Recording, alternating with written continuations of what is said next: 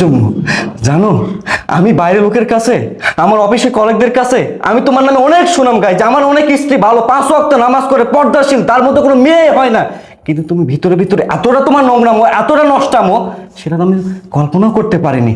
আর যাই হোক, তোমার মতো নারীকে নিয়ে কখনোই সংসার করা যায় না। তুমি এখনই আমার বাসা থেকে বের হয়ে যাবা।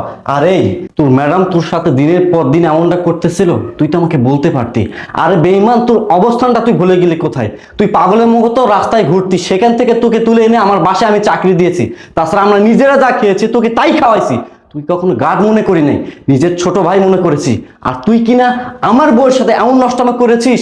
আর আমার ভাবতে অবাক লাগছে যে তোর মতো একজন শয়তানকে আমি আমার বাসায় চাকরি দিয়েছি। যা, তুইও আমার বাসা থেকে বের হয়ে যা, বের হ, বের হ। আরে তুই এখনো দাঁড়িয়েছিস কেন?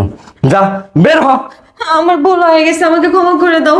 ছি ছি ছি, আমি এরকম নোংরা কাজ কি করে